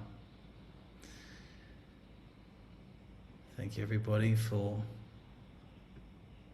offering your time and space and love into the collective field. And I feel that this is such a beautiful reminder of how grand this universe is, that our lives can feel very tight at times, and perspective can feel very tight in our immediate lives. And so to zoom out and see that we play a part in this huge cosmic dance is it's always a beautiful reminder and perspective shift as we connect to the stars. And so this is what has been brewing. This is a celebration of the 3 years. And as I mentioned, that I will be putting out a version of the Planetarium for people to just experience, to get in touch with the stars again. But if you want to go deeper into this and be able to connect your birth chart to this, and also go through the teachings of the Gaia Global about the 8 gates and how the precession of the equinox moves through each gate and what it truly means. We spoke about union, which is one of the gates, but there are 7 others that we are also moving through at the same time. And so if you want full access to this, then we actually are going to be doing a 4-week course. And because it's the 144 today, this course would normally be over $400, but we decided, me and Juliet decided, that as it's the 144, we just wanted to make it as accessible, this entire software program, for everybody to really harness it. And so we are actually offering this 4-week course for $144 for the next 4 days. So if you go to the Lost Octave /legacy, you'll actually see everything here about what we cover and what we do and the dates. And also, it's so great when you can join us live, but also everything in here will be recorded, that you'll be able to look back on all of this, and you'll be part of a Facebook community group as well, so you can ask your questions and anything you're unclear on. You have full access to be answered to everything that you need within those 4 weeks. And so you just scale down here and you'll see 2 different bands. This is the 144, and this right now is $288 off. So this is only going to be up for the next 4 days. So you have until the 12th of August to decide if you want to take part in this, and if not, the price of this will go up after that. And I know some of you have been with us already and that have done the mirror codes and true constellational astrology, but if you haven't and you would like to do the Gaia Global, and you'd also like to learn about true constellational astrology and the mirror codes, which is the foundation course for learning all the stargates and the hexagrams, then this is also a really beautiful package that you can get for, of course, the 888 that you can do over 2 payments as well. So if you want to join us, then we've really tried to make this as accessible as possible, and it'll be so great to have you with us. And of course, by September the 8th, this entire software and Planetarium will be fully up and operational for you to play with and work with, and see your own birth chart in a 3D planetarium. I don't know if there's anything you wanted to add, Juliet, or... I mean, I was certainly brought to tears. And I know a few of you wrote in there that it brought the emotion in. And if anything, you know, people are just sharing they're feeling that love. And I think when you put a whole bunch of heart-centered beings in one space, it just amplifies significantly. And I think it's so extraordinary that we can actually feel that through the screen, because we're also sending and intentionally sending our energy into the cosmos. So we're linking in that heaven on earth, like it's happening right here, right now. And that's what it is. It's not outside of us. It's these are the moments and in our exchange with each other. So of course I'm getting goosebumps all up and down. And I think we're just going to continue to recognize that this is possible. What we've been desiring is possible. How we want to be in communion with each other is possible. And it is a different way of perceiving and sensing this reality that actually is in flow, that is in a cohesive, beautiful dance. And if we can just, you know, do the work, that inner work to recognize when the conditioning comes in, and then just remember why we're really here. And now we have a button to bring us right into the cosmos, to connect us right into this true, you know, just galactic, but very grounded experience here on Earth. It's a beautiful tapestry, like I said at the beginning, that we're going to continue to weave. And hopefully, I was just seeing this being brought to the right people at the right time. And even if that's 3 years down the line or 10 years down the line, like it's going to grow in divine time, because we're all here in divine time. I know that Robert and I were woven in divine time. I can't wait to hear of all of your stories of the divine timing and the synchronicities that you just can't explain, you know, those uncanny moments. They are very real. They are the divine weaving through each and every one of us. So it truly is just an honor to be on the ride with you all. So thank you. Yeah, so special just to be in presence and just flying around the Milky Way with all of you. It feels very, very beautiful and auspicious at this time. So I open the floor up to anybody who wants to share or ask a question. You don't have to ask a question. You could just share how you feel or what you've experienced with this. And so, yeah, you can go ahead and put your hand up if you want to share. So, Rachel. Good morning. Well, where I am, good morning. I am very, very new to your work.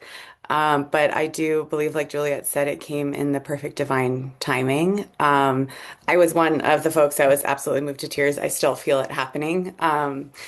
It is such a beautiful representation of heart-centered work and heart-centered people, as Juliet also mentioned. And I just feel like I am craving that, and I think the world is craving that. And the last thing I'll leave with, because I can talk forever, is that looking at the planetarium together in this moment of my life, where I want to overcome a lot of obstacles that I think, again, as Juliet had mentioned, is that if we can get past our conditioning, it just reminded me how massive I am. I am the stars. We are all the stars. And I felt it in my body. Excuse me, like just expanding and opening up. And I just thought to myself, why are you so worried about these little things? Like, you are the stars. So I'm just very grateful for that reminder this morning, and especially on Lionsgate Day. And to the beautiful soul who introduced me to you, I am eternally grateful. And thank you all for being here this morning. Oh, so beautiful, Rachel. Thanks so much. So great to meet you, and thank you so much for being here and offering your love and blessings into the space. It's that's what I feel like every day, is this reminder of the cosmos, and that the universe is the in you verse, right? It's it's so interesting that we are just this microcosm of this macrocosm, and so yeah, such a beautiful share. Thank you. Linda, welcome. Yeah, Thank you for being here. yeah, thank you. I just want to thank you, Rob and Juliet. This has been a beautiful journey that you have shared with us. And when I can tell you, when you started to talk about the planetarium, and then we listened to the natural tuning of Mother Earth, it just like boom, tingles from head to toe. It was, and it's just hard to describe exactly what it is. And then yeah, and then the Milky Way, when you, oh, so deeply grateful to both of you for being who you are. So that's what I wanted to share. Thanks.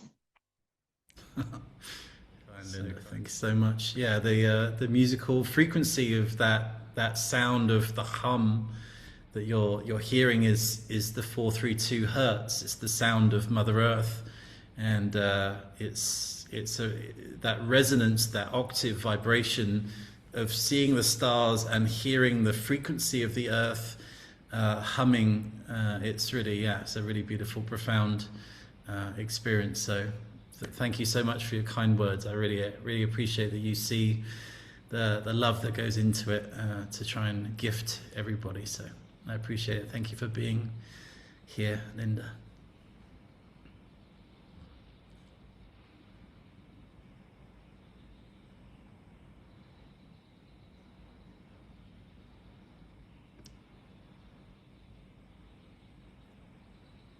I don't know if I can probably see everyone either, so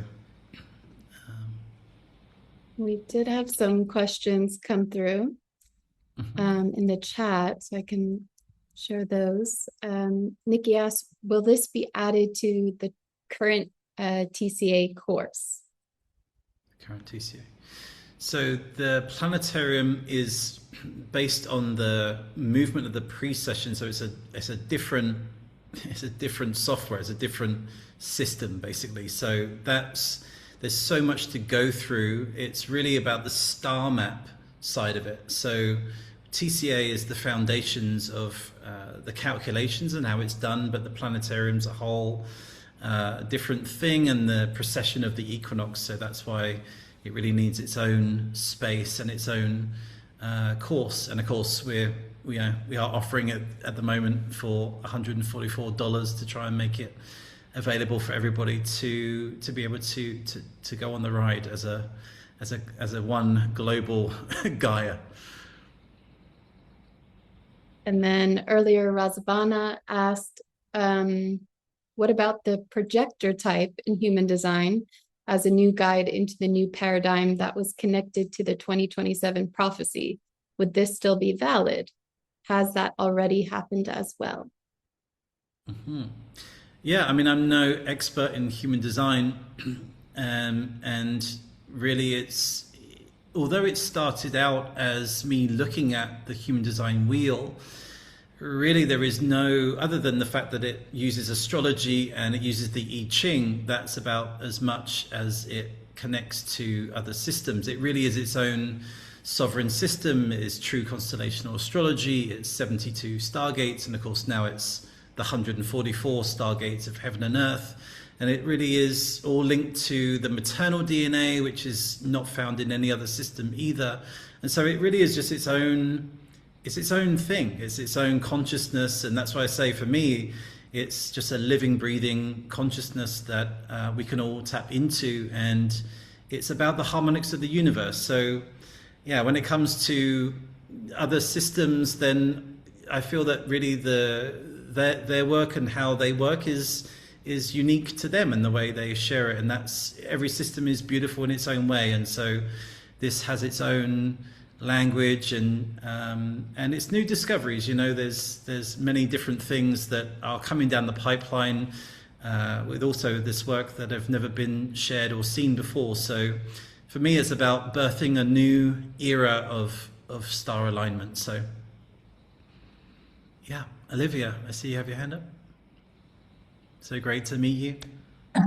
Hello, and thank you so much for all your work, you and Juliet, for being beside you and accompanying you. It's absolutely mind-blowing, and it just opened up a whole new vista of I mean, where we're at and how small we are and how big we are. And it's absolutely down my lane because I am so interested in so many things. And um, up to now it was look into this a little and then get out what I could use, or what was interesting, and get into this and get into this. But this just seems to be pulling it all together. I mean, it doesn't seem so it is doing that. Yeah. So it's absolutely fascinating. And yeah, unfortunately I can't always do the lives at 11 o'clock at night, but I am on the TCA, and I will definitely go on this one too. Thank you so very much. Thank you. Yeah, so great. And yeah, we're looking to change certain times for future things as well, and trying to shift that. But such a beautiful share. And it really is, as I shared in this, that we are in the time of union. And definitely for every single person here, our lifetime, the 30.3 Stargate is about union. And so, as you say, it is about, now the time is to bring and weave it all together. And that's what brings coherence, that we can all move on this same musical hymn sheet and sing each different notes that add to the great choir, you know. And so that's what I think the beauty of Aquarius is. It's the love of the individual note that sings to the same tune. And so we get to bring our individual flair and our own style, but we all get to be in tune with each other. And I really feel that that's a beautiful metaphor for us moving forward into the age of Aquarius. Thank you. Great to be here with you. Yeah, Ilham, is that how you say it? Yes, Ilham. Yes. Ilham. Aha, Yes. lovely to meet you. Thank you so much for being here. Thank you for everything you do. And again, I'm in awe. I'm a lover of system and languages. But for me, that brings everything together. And I really love the process that you have been going through, Robert, because there's a lot of wisdom that's been built up on that experience. And I also love that you both, Juliet and Robert, are the embodiment and the example of actually what that system is about in this time and space. So I thank you for inspiring me. And I will definitely be out there and following this. And yeah, thank you. That's all I can say.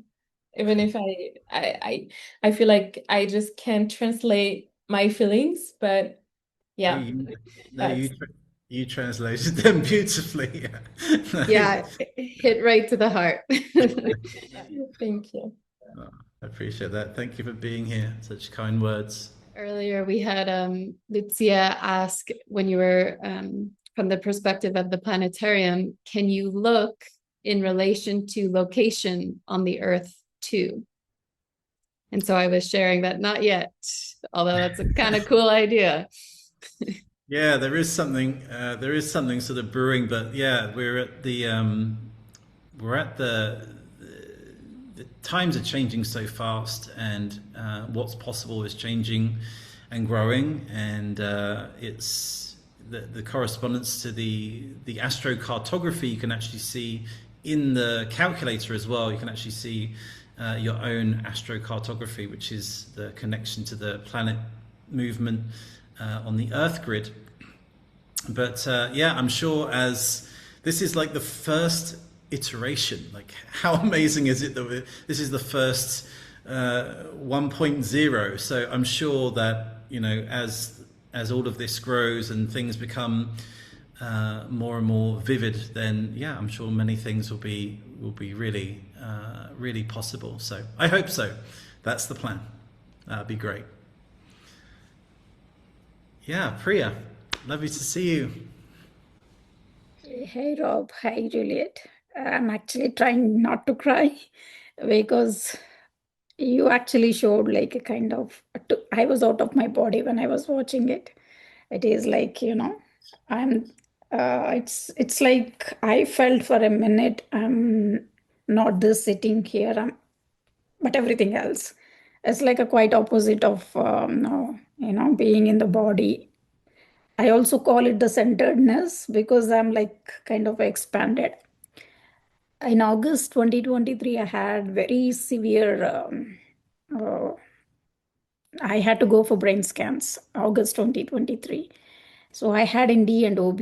During that time, I had that, I saw Earth from a distance, like, being on another planet and then seeing it. Again, seeing that in your calculator today is like, I don't know.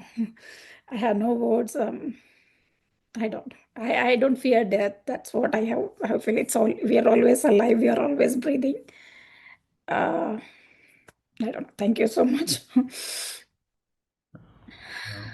such a Thank great, you. thank you, Priya. So great. You've been so you're such a deep diver into all of this, and yeah, such a beautiful reminder of such a beautiful reminder of our connection to the universe. And so I'm so pleased that this brought you back to that moment of reflection. So great to have you with us, Priya. Such a beautiful being going through all of this and dedicating all of your time and life to these systems and processes and deep dive into your own journey. So we see you, and it's so great to have you with us. Yeah, Patricia. So great to see you. Yes. Great to see you, Rob. Yeah, I just had the same soulful experience that I had when I go back to the Lost Octave and making my decision to enter into that course. Um, it's soulful. You really feel this, and you feel like I went back again, like through this whole life I lived and all the synchronicities that are here. And of course, we're going back many a lifetimes. It's just all remembering. It's definitely soulful, and you're leading souls on this evolution. It's, and my signs changing, and they change because that's the upgrade. That's the upgrade right now of my evolution and all our evolution. So this is absolutely amazing. And I love planetariums and museums too when I was a kid. And I do steampunk jewelry, which is time travel. It's just everything of my creativity that was from my heart is here. And it's a knowingness. So thank you so much. And so congratulations to you for finding your true self. And you are an Aquarius. We definitely feel that with all this. So thanks again. And thanks, Juliet. Blessings. Yeah. So beautiful to have you with us, Patricia, and you're such an open-hearted being, and you feel so many deep things on many levels. And it was so great to travel with you, and I'm so happy that we get to now experience all together this beautiful planetarium, and that you're also seeing that shift of the stars, and it can be this feeling of we get used to a certain thing, and then we open up to another dimension, and it can feel a little bit disconcerting, but everything that I've felt, though, moving through this and seeing it in this way, I feel actually that there feels like a transition is actually quite smooth, and we just sort of say yes to it and let the universe guide us. It's just such a I feel like there's a resonance that goes deeper somehow, and so it takes a very brave being, and it takes all of us brave souls to be open to the upgrades, and to allow it to show us the next layers. So that's why I say all of us gathering here, it really is a whole collective movement together, and we're all walking together in this. Thank you. Trust the universe, right? That last name that I was born with is universal energy. So I'm here. I'm on this noble path as Patricia. Thank you so much. I love that. The cosmic energy is with us. We had Agatha mention eventually you can also add the frequencies for each, which you already have done in the TCA chart. Yeah, so in the those of you that are doing TCA or any of the Lost Octave programs, actually on the calculator, every single stargate actually has its own frequency that is aligned to. I created the first ever 72 note octave. So if you can imagine one octave split into 72 micro notes, all aligned to Mother Earth's frequency. And so it's really attuned, so you can actually listen to your own birth chart. And that really helps bring it into a more experience, so that you can actually play like what your sun alignment is or what your Mercury is. And you can just sit there and listen to it and just let the harmonics, because those harmonics create geometry. So sound creates geometry, and that's what we see in life, is the visual expression of sound. And of course, sound and light and color all work together. And so really through one octave, through one medium, you're actually seeing and aligning into the geometry, colors and frequency and vibration of your chart. And of course, because it's all aligned to Mother Earth, this is where it really starts to resonate, because it is her octave. And so this is what the body is attuned to, as our body is part of her. Yeah, Olivia, you wanted to share? May I add something? As I have been brought up very rational, the synchronicities and the working together of everything in a actually scientific way of what you have done is, I think, exactly what we need today to bring spirituality and science together. And nothing has ever touched me the way this touches me. What you have discovered. I mean, you're in Tibetan terms, you're a tertön. You have found a terma, right? A hidden truth that has been hidden for the right person at the right time. It's amazing, absolutely. Thank you again. So kind, so kind. Yeah, that's a really beautiful privilege for maybe other people that don't know. A terma is as you said, it's a secret treasure that's it may be an object, it could be wisdom, it could be knowledge, it could be anything in the Buddhist tradition that's actually time encapsulated, that is actually placed in consciousness in time for the Turton to find it, and it's revealed to whoever it's meant for to be unlocked at that divine timing. So that's a real that's a very kind thing to say. So I appreciate you sharing. And as I said, you know, all of this, I really never wanted to be an astrologer. I had no desire to be an astrologer. I knew nothing about the I Ching.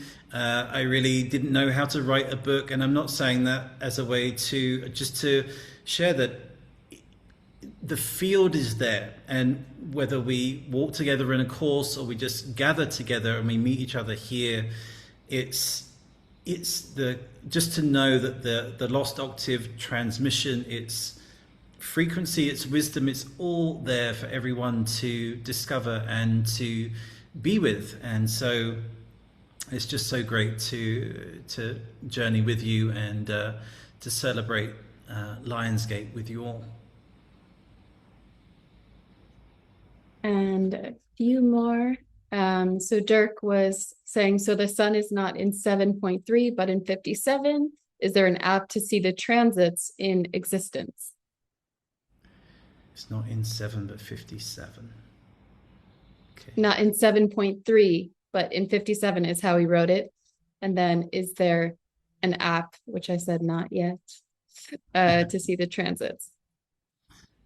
Yeah, so there's these two maps. So you have the Earth map, which will give you one stargate or one hexagram, and then the star map will give you a different hexagram number. So I don't actually know right now off the top of my head which one is the star map one, but yes, it would be around 7, I think, on the Earth map. And then in the star map, it's a different hexagram because the second ring, the star map, moves and turns in precession with the stars, and so that's how we have the two rings. But yes, when it comes to transits and apps, as I say, we literally just created this planetarium, I don't know, maybe 2 weeks ago, if not a week ago. So we literally just created it and was like, you know what, it's 3-year anniversary. People have got to see this, and so yeah, it's all coming. It's just being revealed and built in its stages. So it's all coming. And then the last one he asked was, could you create this for 2 people? Create it for 2 people.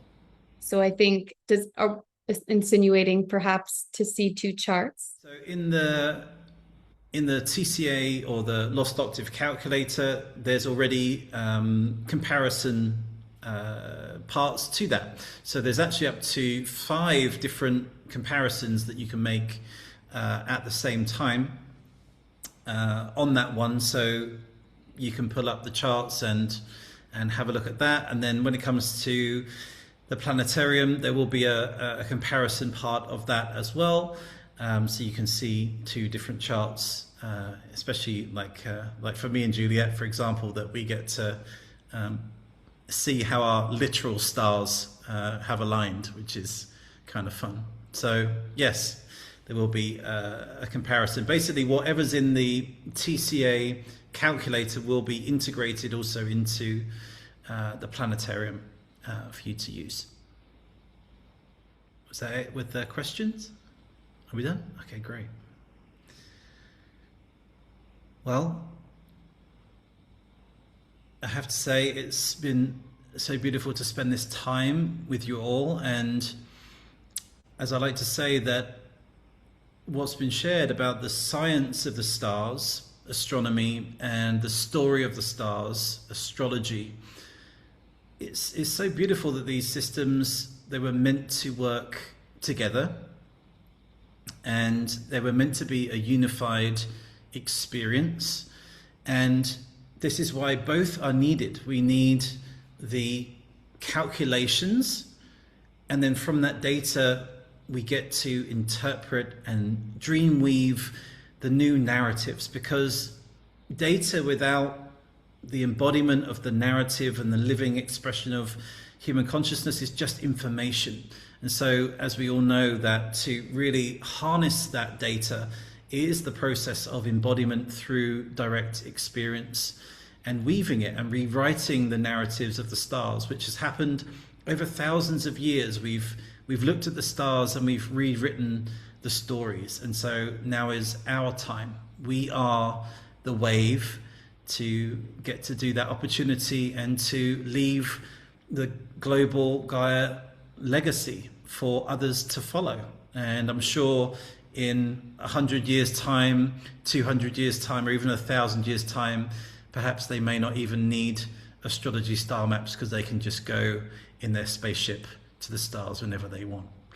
So who knows, but I feel like we're laying the pathways, at least to help bring through some clear guidelines for the next ones that are coming behind us.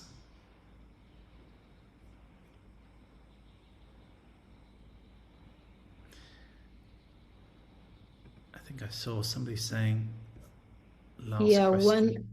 The last one here, I was saying that you shared a bit of your story at the beginning, but it was around how did you do the math for all these numbers, and do you work with other astronomers on the calculation and maths?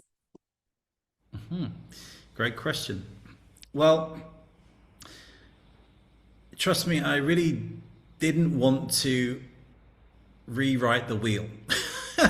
They always say that is, don't reinvent the wheel, but I really had no other option, because every other system of astrology even, it doesn't hold up to astronomy. And this is the difference, because astrology is based on a sort of consensus and based on an area of space. But if you took that information to an astronomer, if I went to NASA and said, this is the zodiac, they would probably laugh at me and say, this is just nonsense, because they are the scientists.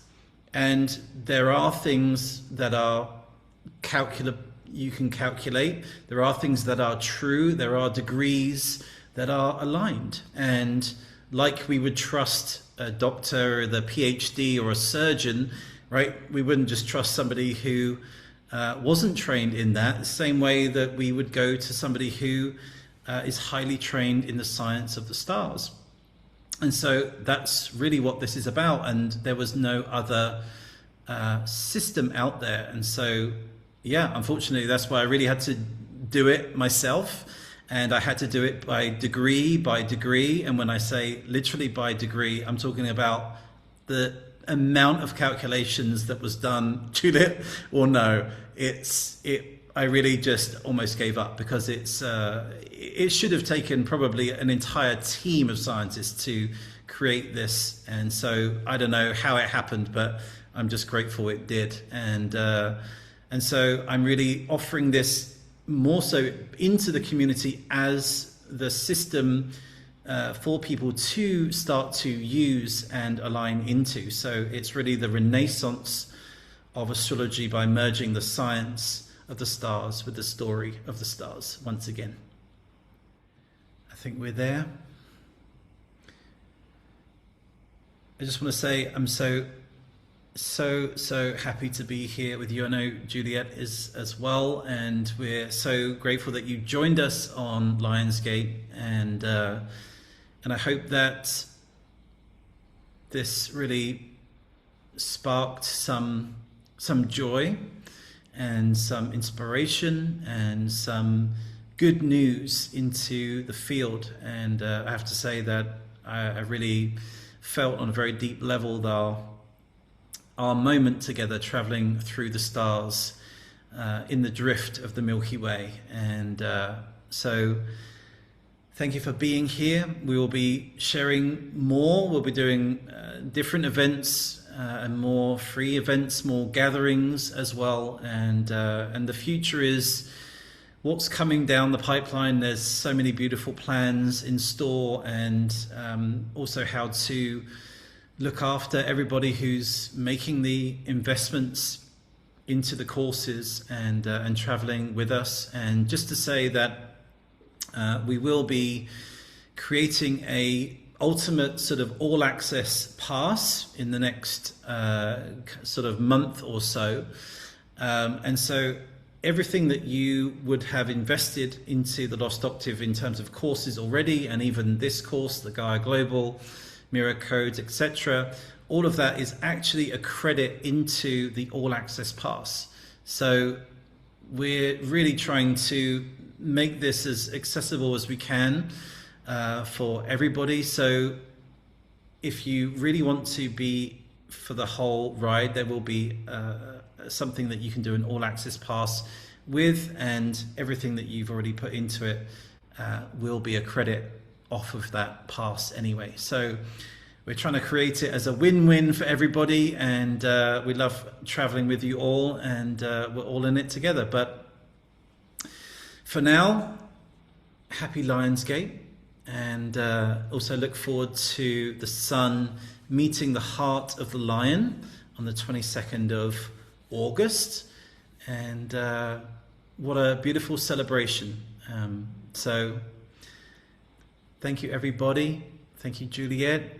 Thank you for all being here and flying through the cosmos, through the first planetarium with us. So much love. You can turn your microphones on if you want to say goodbye to everybody, and we will see you soon. Thank Bye, you, everyone. Bye, you all. Bye. Bye, Bye. everyone. Thank you. Bye-bye. Bye. Blessings. Love you. Changes everything. Yeah. That was so good.